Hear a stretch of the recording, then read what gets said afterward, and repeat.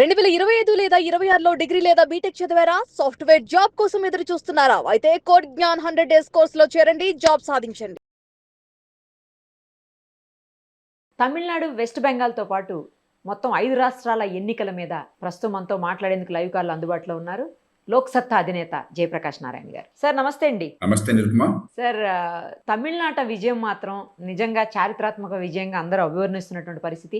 ఇప్పుడే చూస్తున్నాం breaking news, Stalin కూడా ఓడిపోయారు. ముఖ్యమంత్రిగా ఉన్నారు మొన్నటి వరకు కూడా, నిన్న మొన్నటి వరకు ఉన్నటువంటి స్టాలిన్ ఓడిపోవటం కూడా ఈ రాజకీయాల్లో పెను మార్పుకి ఆరంభం అని చెప్పొచ్చా? ఎందుకంటే సార్ జనరల్‌గా ప్రభుత్వ వ్యతిరేకత ఒకటి ఉంటుంది, అలాగే కొత్త వాళ్ళకి ఒక్కసారి అవకాశం ఇచ్చి చూద్దామా అన్న యాంగిల్ ఒకటి ఉంటుంది. వీటన్నిటికీ మించి సినిమా నుంచి వచ్చినటువంటి నటుడుగా అతనికి ఏ మేరకు అతని చరిష్మా పనిచేసిందని అనుకోవచ్చు. అలాగే అసలు దీన్ని ఏ రకంగా చూడొచ్చు? తమిళనాడులో జరిగినటువంటి ఈ ఇది టీవీకి ఏది ఎలా ఉంది, అసలు ఏమనుకోవచ్చు దీన్ని? మీ విశ్లేషణ ఏంటి సార్? నిరుపమ, నిజంగా నిజాయితీగా చెప్పాలంటే మన ఎవరికి తెలియదు. ఇది ఎవ్వరు ఊహించింది కాదు. Exactly sir. ఇవాళ మనం కారణాలు వెతికేది చెప్పొచ్చు రకరకాలుగా. అవును కరెక్ట్. కానీ ఇవేమీ చాలు సార్. ఉదాహరణకి సినిమా యాక్టర్, ఎంతకంటే బలమైన సినిమా యాక్టర్లు వచ్చారుగా గతం కదా. రజనీకాంత్ గొప్ప తమిళనాడు రాష్ట్రం గురుతులొంగించిన మనిషి కదా. అట్లాగే కమల్ హాసన్ గారు, కమల్ హాసన్ కావచ్చు, మరొకరు కావచ్చు. అలాగే అక్కడ భయంకరంగా ప్రభుత్వ వ్యతిరేక ద్వేషం వచ్చింది, లేకపోతే రెండు పార్టీలకు తిరస్కరిస్తున్న ఆధారాలు లేవు. తమిళనాడు భారతదేశంలో ఇవాళ ఉన్నంత మేరకు ఉన్నంతలో కాస్త మంచి పాలన అందుతున్న దేశాల్లో తమిళనాడు ఏ పార్టీ ఉన్నా కూడా అది. Exactly sir. అవును. ఆర్థిక ప్రగతి గత సంవత్సరం 11%, 10.88% ఆర్థిక ప్రగతి గ్రోత్ రేట్. మరి పారిశ్రామికీకరణలో దేశంలో అగ్రస్థానంలో ఉన్నారు. మీరు లేబర్ ఇంటెన్సివ్ ఇండస్ట్రీ, ఈ గార్మెంట్స్ కావచ్చు తిరుపూర్ లాంటి ప్రాంతాల్లో, లేకపోతే ఎలక్ట్రానిక్ గూడ్స్, ఈ మధ్యకాలంలో ఉదాహరణకి మనకి ఐఫోన్ వగేరా మొత్తం కేంద్రం అంతా తమిళనాడు. లేదంటే ఆటోమొబైల్ సెక్టర్ తమిళనాడు. అలాగే పట్టణీకరణ, దేశంలో 55% పట్టణీకరణ ఉన్నది తమిళనాడు. మరి అక్కడ అభివృద్ధి మనలాగా హైదరాబాద్కి పరిమితమైంది కాదు. చిన్న పట్టణానికి అభివృద్ధి ఎంత ఉందో అన్ని పట్టణాలకి అంత అభివృద్ధి రాష్ట్రం అంతా విస్తరించున్నారు. సంక్షేమ పథకాలను సమర్థంగా అమలు చేస్తున్నారు. ఆరోగ్యం కాస్త బాగా అందుతున్న రాష్ట్రాలు అదొకటి. మరి పరిపాలనా యంత్రాంగం చూసినట్టయితే అవినీతి అన్ని చోట్ల ఉంది. కానీ పరిపాలనా యంత్రాంగం చూసినట్టయితే మరి కాస్త ఉన్నంతలో మంచి పరిపాలన చేస్తున్న రాష్ట్రంగా తమిళనాడుకి మంచి పేరు ఉంది. ఏ ప్రభుత్వం ఉన్నా కూడా, ఏ పార్టీ ఉన్నా కూడా. కాబట్టి తమిళనాడులో మనం మామూలుగా ఏదో చెప్పినట్టుగా పార్టీ అంటే ఇప్పుడు జగన్ పార్టీ ఉందనుకోండి, ఆర్థిక ప్రగతి వద్దు, మౌలిక సదుపాయాలు వద్దు, తర్వాత ఒక బండ న్యాయం, ఆ విచిత్ర ధోరణులు ఉన్నాయి. కారణం అన్వేషించవచ్చు. ఇక్కడ అలాంటి కారణాలు లేవు. అలాంటప్పుడు ప్రత్యామ్నాయంగా మూడో పార్టీని అకస్మాత్తుగా తెచ్చారంటే మరింత లోతుకెళ్ళాలి. రెండు ఊహాగానాలు చేయొచ్చు. నాకు తెలియదు ఏం జరిగిందో, నాకు తెలిసి నేను చెప్పాను కదా, నాకేం తెలియదు, నాకు అర్థం కావటం లేదు. కానీ రెండు మనం ఊహించవచ్చు బుద్ధిని ఉపయోగించి. ఒకటి, ఇప్పటిదాకా రాజకీయ పార్టీలు రెండు ప్రధాన శక్తులు ఒక రాష్ట్రంలో కానీ దేశంలో కానీ ఉన్నప్పుడు మధ్యలో ఇంకా సందు లేదు, వాళ్ళు తప్ప ఇంకెవరు లేరని చెప్పిన అది ప్రపంచం అంతా అదే జరుగుతుంది మన ఎన్నికల వ్యవస్థలో. ఇప్పుడు కాలక్రమేణా అది కాదు. ఉన్న రాజకీయాలకి జనం విసిగిపోతున్నారు, వీరు తప్ప ఇంకెవరు లేరని, ప్రత్యామ్నాయం లేరు అనుకోబోకండి అని దానికి ఒక సంకేతం కనిపిస్తుంది. చాలా విచిత్రంగా, అనూహ్యంగా కనిపిస్తుంది. అది మంచిది. ఒక రకంగా ఏంటంటే పార్టీలు ఇప్పుడు ఓట్ల కొనుగోలుకి డబ్బులు పంపిణీ, తెలంగాణ, ఆంధ్రప్రదేశ్, కర్ణాటక, తమిళనాడు ఉన్నాయనుకోండి, ఇప్పటిదాకా రాజకీయం ఏదే కదా, కోటాను రూపాయలతో ఓట్ల కొనుగోలు డబ్బులు పంపిణీ, తాత్కాలికమైన తాయిలాలు, సంక్షేమం పంపిణీ, తన హామీలు, ఓ కులాన్నో దానాన్నో బాగా చూపెట్టడం, ప్రజల ముందు పెట్టడం, కుటుంబంలో వాళ్ళని ప్రోత్సహించి వంశపరంపర రాజకీయాలు పెట్టడం, ఇది మన రాజకీయ నమూనా. ఇది తప్ప ఇంకా వేరేది ప్రస్తుతం లేదు అని చెప్పి అనుకున్న సందర్భంలో ప్రజలు దీనికి విసిగిపోయారు. రాజకీయ పార్టీలు కూర్చుని కాస్త ఆలోచించి ప్రజలకు అందుబాటులో పరిపాలన తేవటం ఎట్లాగా, అధికారాన్ని వికేంద్రీకరించడం ఎట్లాగా, ప్రజల్ని విశ్వాసంలో తీసుకోవటం ఎట్లాగా, భాగస్వామ్యాన్ని చేయటం ఎట్లాగా, అందరికి అవకాశాన్ని పెంచుతున్న విశ్వాసాన్ని కలగజేయటం ఎట్లాగా, ఆ ప్రయత్నం గట్టిగా చేయకపోతే రాజకీయ అస్థిరత ఎక్కడైనా ఉండొచ్చు. ఉన్న పార్టీల మధ్య పోరాటం అనుకోవద్దు, అనూహ్యంగా కొత్త శక్తులు వచ్చి ఏదైనా జరిగే అవకాశం ఉన్నది అని రాజకీయ పార్టీలు కాస్త సంయమనంతో కళ్ళు తెరిచి వినమ్రంగా ప్రవర్తించాలి. అది ఒక మార్గం. రెండోది, ప్రమాద కంటికి కూడా ఉన్నది. ప్రజలు ముఖ్యంగా జెన్జీ అంటాం, జెన్జీ కానీ మరి కొందరు కానీ అద్భుతాలు ఆశిస్తున్నారు అనుకోండి. మీకు గుర్తుందా, ఒక తెలుగు సినిమా వచ్చింది ఒకే ఒక్కడు అని చెప్పాను. ఒక కుర్రాడు అకస్మాత్తుగా ముఖ్యమంత్రి మార్చేస్తాడు. ఇది ఒక అద్భుత కల్పన. ఇది కేవలం కాల్పనిక సాహిత్యంలో సినిమాలో చూపెట్టారు కానీ అది మూర్ఖత్వం. అలా ఎప్పుడు జరగదు, సాధ్యం కాదు. ఇప్పుడు ఈ జెన్జీ సోషల్ మీడియా యుగంలో క్షణాల్లో నా జీవితం మారిపోవాలి, అద్భుతమైన జీవితం నాకు రావాలా అని చెప్పిన భావంతో, ఊహాగానాలతో రాజకీయంగా స్పందిస్తున్నారు అనుకోండి, ఆ దేశానికి చాలా అస్థిరత్వానికి చిహ్నం, ప్రమాదానికి చిహ్నం. ఒకవేళ అది కనుక దీనిలో కొంత వాస్తవమైనట్టయితే రాజకీయ పార్టీలు ప్రజలకు చేరువుగా అధికారాన్ని తీసుకొచ్చి ప్రజలకు విశ్వాసాన్ని కలగజేసి మంచి విద్యని, ఆరోగ్యం, మంచి విద్యని, నైపుణ్యాన్ని అందించి, అరే పెరుగుతున్న ఆర్థిక వ్యవస్థలో నీకు కూడా అవకాశం ఉంటుంది, కష్టపడాలి, వెంటనే జరగదు, కొంతకాలం పడుతుంది, కుటుంబం కానీ దేశం కానీ జీవన ప్రణాళిక పెరగాలని చెప్పంటే, కానీ గ్యారంటీగా నీకు వస్తే నీకు భాగస్వామ్యం ఉంటుంది, నువ్వు ప్రయత్నం కావాలి అని చెప్పని కొంచెం దీర్ఘకాలంగా ప్రయత్నానికి సిద్ధం చేయాలి. అధికారాన్ని జనం చేతికి తీసుకొచ్చి ఇది మా చుట్టూ తిరిగేది, మీ చుట్టూ తిరిగేది మీ చేతుల్లో ఉంది, అధికార వికేంద్రీకరణ చేయాలి. ఆ ప్రయత్నం చేయకపోతే మనం చాలా అల్లకల్లోనం గురయ్యే ప్రమాదం. ఈ మధ్యకాలంలో మనం చూసాం, మన చుట్టుపక్కల 2 దేశాల్లో చూసాం. మనం శ్రీలంకలో ఏమైంది, అనురాగ్ నాయక ఒక చిన్న పార్టీ జనతా విముక్తి పరిమాణ దానికి చెందినవాడు, ఆయనను నేషనల్స్ పీపుల్స్ పార్టీ ఏదో, వీళ్ళిద్దరూ కలిసి ఇవాళ అనూహ్యమైన విజయాన్ని సాధించారు. అలాగే నేపాల్లో చూసాం, బాలేంద్ర షా 35 ఏళ్ల కుర్రాడు, ర్యాప్ ఆర్టిస్ట్. అతను ఉన్న పార్టీలన్నింటినీ పక్కన పెట్టేసి అనూహ్యంగా మెజార్టీతో వచ్చాడు, ప్రధానమంత్రి అయ్యాడు. మనకు అలాంటిది విప్లవం జరిగే పరిస్థితులు లేవు, మనకి అలా అవసరం లేదు. అయినా కూడా అలాంటి ఫలితాన్ని తమిళనాడు తీసుకొచ్చారు. కాబట్టి ఖచ్చితంగా సోషల్ మీడియా యుగంలో మరింత వేగరమైన మార్పులు కావాలని ప్రజలు కోరుకుంటున్నారు. అసంతృప్తి పెరుగుతున్నది, క్షణక్షణాల మార్పులు కావాలని కోరుకుంటున్నారు.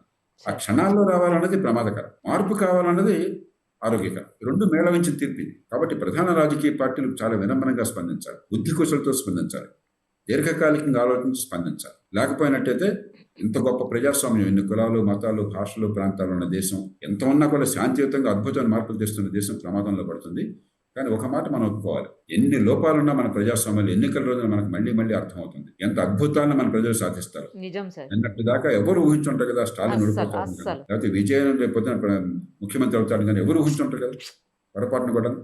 అంటే శాంతియుతంగా, నిశ్శబ్దంగా, రెండో కంటికి తెలియకుండా మన ప్రజలు ఎంత మార్పుని సాధించగలరో ప్రజాస్వామ్యంలో ఓటును ఉపయోగించడం అర్థమవుతుంది. దాన్ని మంచి మార్పు తీసుకొచ్చే ప్రయత్నాన్ని పార్టీలు చేస్తే సంతోషం. సరే, మరోవైపు ఒక్కసారి అక్కడ పశ్చిమ బెంగాల్ విషయానికి వెళ్తే అక్కడ కూడా మోదీ గారు, షా గారు ఇద్దరు కలిసి వ్యూహాత్మకంగా వ్యవహరించడం వల్ల ఇవాళ మమతా బెనర్జీ పార్టీ మొత్తం ఓడిపోయేటువంటి పరిస్థితి. ఎందుకంటే 3 టర్మ్స్ 15 ఏళ్ల పాటు ఏకఛత్రాధిపత్యంగా పాలించినటువంటి అక్కడ ఏ ఫ్యాక్టర్స్ ఈరోజు బీజేపీ రావడానికి కారణమై ఉంటాయి సార్? మన దేశంలో మనకి నిరుపమ ప్రధానికి ఒక నాయకుల చాతుర్యము, గొప్ప వ్యూహాలు, కుట్రలు, కుతంత్రాలు ఇవన్నీ ఊహిస్తున్నాం. తమిళనాడు ఇవన్నీ తెలియకనే స్టాలిన్ ఓడిపోయినాడు, సొంత సీట్లో కూడా. అది నిజమేలే సార్. ప్రజల ఓటుకి ఇవన్నీ భాష్యం చెప్పడం అనేది అది తెలియగల పని కాదు. చాలా స్పష్టంగా మనకు అర్థమవుతుంది. ఒక 30 ఏళ్ల పాటు మార్క్సిస్ట్ పార్టీ పిడివాదాన్ని పట్టుకుని, ఆనాటి లైసెన్స్ పర్మిట్ రాజ్యంలో అధికారంలోకి వచ్చిన పార్టీ కాబట్టి ఆ పిడివాదాన్ని దేశంలో పరిస్థితులు మారుతున్నా కూడా, కమ్యూనిస్ట్ దేశాల్లో పరిస్థితులు మారుతున్నా కూడా దాన్ని గమనించకుండా యథాస్థితి కొనసాగించింది. 91లో సోవియట్ యూనియన్ మొక్కలైపోయింది. 78లో చైనా లాంటి దేశం ఆధునిక ఆర్థిక వ్యవస్థకు దారితీసింది. 2011 దాకా అధికారంలో ఉండి ఆ పాశ్చాత్య పద్ధతులను నమ్ముకుని అలా కూర్చున్నారు. ఆ నేపథ్యంలో మమతా బెనర్జీ వీరోచిత పోరాటం చేసి కొన్ని ఏళ్ల పాటు, బహుశా దశాబ్దం పైగా సొంత ఒంటి కాళ్ళ మీద నిలబడి పోరాటం చేసి మార్క్సిస్ట్ పార్టీకి ప్రత్యామ్నాయంగా అధికారంలోకి వచ్చింది. అప్పుడు ఏం చేయాలా? ప్రత్యామ్నాయ ఆర్థిక విధానాలను తీసుకొచ్చి వాళ్ళు ఏ తప్పులు చేశారో వాటిని సవరించి ఆర్థిక ప్రగతికి బాటలు వేయాలి. స్వతంత్రం వచ్చిన తొలినాడు పశ్చిమ బెంగాల్ దేశ ఆర్థిక వ్యవస్థలో 11% వాటాను పొందింది. మొత్తం దేశ జీడీపీలో 11%. కాలక్రమేణా తగ్గి ఇప్పుడు 5.5% పడిపోయింది. బెంగాల్ ప్రగతి లేదని కాదు, బెంగాల్లో కూడా కొంత ప్రగతి వచ్చింది, కానీ మిగతా రాష్ట్రాలు మరింత ఎక్కువ ప్రగతిని సాధించినాయి. బెంగాల్ వాటా తగ్గిపోయింది. మరి మమతా బెనర్జీ పేరుకి అధికారం మారినా కూడా అదే పద్ధతులు అనుసరించింది. అదే పద్ధతులు. పరిశ్రమ వస్తే వాడు పాపంగా భావించారు. కొన్ని వందల కంపెనీలు, కొంతమంది చెప్తున్నారు 1000 కంపెనీలు ఆ దేశాన్ని బెంగాల్ నుంచి పారిపోయినాయి ఈవిడ వచ్చిన తర్వాత కూడా. దేశం అంతా కూడా ఇప్పుడు ఎన్ని తప్పులున్నా కూడా ఆంధ్రప్రదేశ్ కావచ్చు, తెలంగాణ కావచ్చు, కర్ణాటక కావచ్చు, తమిళనాడు కావచ్చు, మహారాష్ట్ర కావచ్చు, గుజరాత్ కావచ్చు, ఇటీవల యూపీ కావచ్చు, ఒరిస్సా కావచ్చు, మధ్యప్రదేశ్ కావచ్చు, ఛత్తీస్గఢ్ కావచ్చు, ఏం చేస్తున్నాయి? మౌలిక సదుపాయాలు, పెట్టుబడులు, ఆర్థిక ప్రగతి, ఉపాధి కల్పన, ఇది కదా జరుగుతుంది. అప్పులు చేస్తున్నారు, లంచాలు తింటున్నారు, ఓట్లకు డబ్బులు పంచుతున్నారు, ఇవన్నీ జరుగుతున్నాయి. కానీ ఎంతో కొంత ఆర్థిక ప్రగతి, పెట్టుబడులు, మౌలిక సదుపాయాలు చర్చ దాని మీద జరుగుతుంది. ఒక పశ్చిమ బెంగాల్లో తప్ప, మొన్నటి దాకా 5 ఏళ్ల కాలం ఆంధ్రప్రదేశ్లో తప్ప ప్రజలు తిరస్కరించింది దాన్ని. మోదీ వ్యూహంగా అది పనిచేసింది, అమిత్ షా వ్యూహంగా. ఈ పార్టీ వాళ్ళు ఎంతో కొంత ఆర్థిక ప్రగతికి, మౌలిక సదుపాయాలకి, పెట్టుబడులకి, ఉపాధి కల్పనకి, ఆర్థిక క్రమశిక్షణకి అంకితమై ఉన్నారని ఒక నమ్మకం విశ్వసనీయతను. ఆ నమ్మకాన్ని వాళ్ళు కనుక నిలబెట్టుకుని నిజాయితీగా మౌలిక సదుపాయాల కల్పన, పెట్టుబడులు, ఆర్థిక ప్రగతి దానికి దోహదం చేస్తే అప్పుడు ఖచ్చితంగా ఆ పార్టీని ప్రజలు ఆదరిస్తారు. లేకపోతే ప్రజలు క్షమించరు, వీళ్ళని ఇంటికి పంపిస్తారు. అంతే తప్ప ఇది కుట్రల వల్ల, కుతంత్రాల వల్ల ప్రజాస్వామ్యంలో జయాపజయాలు సాధ్యమైతే ఒక విజయం వచ్చిన వాడైనా ఒక మమతా బెనర్జీ వచ్చిండేదా? ఇవన్నీ ఇటీవల కాలంలో ఊరికే మనం చాలా శుష్కమైన వాదనలు చేస్తున్నాం, వితండ వాదనలు చేస్తున్నాం. నేను ఖచ్చితంగా చెప్తున్నాను, మీకు ఎస్ఐఆర్ వల్లనో ఎన్నికల సంఘం వల్లనో ఈవీఎంల వల్లనో ఎన్నికల ఫలితాలు మారవు. విజయ్కేమీ ఈవీఎంలలో మార్చే శక్తి లేదు, ఆయనకి అధికార బలం లేదు, అయినా నెగ్గాడు ఇవాళ. కాబట్టి కొంచెం దొంగ మార్గుల వాళ్ళు వెతకకుండా, ఈ తప్పుడు వివరణలు ఇవ్వకుండా నిజాయితీగా ప్రజల మద్దతుని సేకరించాలి, ప్రజల భావాన్ని గమనించాలి, ప్రజల తీర్పుని వినమ్రంగా స్వీకరించాలి. ఆ వినమ్రత లేకపోతే, సరిదిద్దుకునే తత్వం లేకపోతే, అవును ఈ పొరపాట్లు జరిగినాయి, ప్రజల ఆకాంక్షలకు అనుగుణంగా స్పందించలేకపోతున్నాం, ఎక్కడ సందర్భం అర్థం చేసుకుందాం, సవరిద్దాం అనుకోకపోతే, అయితే ప్రజలు తప్పు, వాళ్ళు తప్పేశారు, మా ఓటు సరిగ్గా ఇవ్వడం వాళ్ళ తప్పు, లేకపోతే ఎన్నికల సంఘం తప్పు. ఇది ఈ మధ్యకాలంలో జరుగుతున్న చర్చ. ఇది ప్రజాస్వామ్యంలో అనారోగ్యకరమైన చర్చ. ఇక కేరళంలో యూడిఎఫ్ విజయం మీద మీ స్పందన సార్? ఏమీ ఆశ్చర్యం లేదు. కేరళలో గత 60 ఏళ్లుగా టంచనగా ఉన్న పార్టీని దింపేస్తున్నారు. నిజానికి 10 ఏళ్ల పాటు మార్క్సిస్ట్ పార్టీని కొనసాగించడమే పినరయి విజయన్ నాయకత్వం పట్ల ఉన్న నమ్మకం. కాబట్టి ఇది ఏమాత్రం ఆశ్చర్యం. ఇంకోసారి కూడా మార్క్సిస్ట్ ఇంకా ఆశ్చర్యపోయి ఉండేవాళ్ళు. వాళ్ళేం తప్పు పరిపాలన లేదు, మంచి పరిపాలన ఇచ్చారు, ఉన్నంతలో బాగానే ఇచ్చారు. ఇప్పుడు యూడిఎఫ్ కూడా కేరళలో మంచి పరిపాలన ఇస్తుంది. పెద్దగా అక్కడ ఏ పార్టీ వచ్చినా కూడా మౌలికమైన తేడా ఉండదు. ఆ మొఖాలు మారుతాయి కానీ పరిపాలనలో పెద్ద మార్పు ఉండదు, అధికార వికేంద్రం కొనసాగుతుంది, ఉన్నంతలో కొన్ని మంచి ఫలితాలు తెస్తున్నారు. కాబట్టి కేరళలో ఏ రకంగానూ ఆశ్చర్యకరమైన ఫలితం కాదు. దానికి ఏమన్నా అంటే ఇక్కడ కాంగ్రెస్ పార్టీ ముఖ్యంగా రేవంత్ రెడ్డి గారి ఇంపాక్ట్ కూడా అక్కడ చాలా ఉందని చెప్పేసి ఈరోజు ఇక్కడ సంబరాలు చేసుకుంటున్నటువంటి పరిస్థితి ఉంది. విజయానికి అందరూ తండ్రులే, అపజయం అనాథ. ఓడిపోతే మాకేం ప్రేమే లేదని చెప్తాం, గెలిస్తే అంత నాదా అని చెప్పుకుంటాం. మరి అక్కడ వాళ్ళ కూటమి ఓడిపోయింది కదా తమిళనాడులో, దానికి భారం ఎవరు వహిస్తారు? ఓడిపోతే రాహుల్ గాంధీ భారం అక్కడ. కాబట్టి ఇవన్నీ ఊరికి మనం అనుకోవటం అంతే. ఖచ్చితంగా ఒక ప్రచారానికి పనికొస్తాయి వీళ్ళంతా కొంత, కానీ ప్రచారం వల్ల ఓట్లు పడతాయి అనుకున్నట్టయితే తమిళనాడులో అతి తక్కువ ప్రచారం జరిగింది నాకు అర్థమైనంత వరకు విజయ పార్టీకి. మరి ఎట్లా గెలిచారు? ఇవన్నీ ఊరికి మనం అనుకోవడం అంతే. పుదుచ్చేరి మళ్ళీ సేమ్ పార్టీస్ రావడం అంటే అక్కడ ఏమాత్రం ప్రభుత్వ వ్యతిరేకత లేదనుకోవాలా, లేకపోతే వీళ్ళు సుపరిపాలన అందించారనుకోవాలా? గతంలో మీకు గుర్తుందో ఒక 30 ఏళ్ల పాటు 1980ల దశకం నుంచి 89 నుంచి ఒక 25 ఏళ్ల పాటు అధికారంలో పార్టీ ఉంటే ఓడిపోవటం ఖాయం అనేది ఒక నానుడిగా ఉండేది. ఒకే ఒక్క మినహాయింపు పశ్చిమ బెంగాల్ ఆనాడు 2011 దాకా. లేకపోతే భారతదేశంలో భారతీ అధికారంలో ఉంటే ఎన్నికలు వచ్చేందుకు ఓడిపోవటం ఖాయము, అది ఒక సంప్రదాయం. గత 20 ఏళ్లుగా కాస్త పరిస్థితి మారి ప్రజలు ఇంకొక అవకాశాన్ని ఇస్తున్నారు. ఒక పర్లేదు అన్నమాట. చంద్రబాబు నాయుడు గారికి 99లో మళ్ళీ అవకాశం ఇచ్చారు, వాజ్పేయి గారు కూడా కూటమి నాయకులు. రాజశేఖర రెడ్డి గారికి 2009లో మళ్ళీ ఇంకోసారి అవకాశం ఇచ్చారు. అట్లాగే మరి 20 ఏళ్ల పాటు 25 ఏళ్ల పాటు అవకాశం ఇచ్చారు ఒరిస్సాలో నవీన్ పట్నాయక్. ఇట్లా గత 20 ఏళ్ళుగా ఏంటంటే గుడ్డిగా ఉన్న ప్రభుత్వాన్ని దింపడం కాకుండా కాస్త తులనాత్మక పరిశీలన, ఉన్నంతలో కాస్త బాగానే చేస్తున్నారు కదా, కొంచెం ఛాన్స్ ఇద్దాం. శాశ్వతంగా ఎవరు?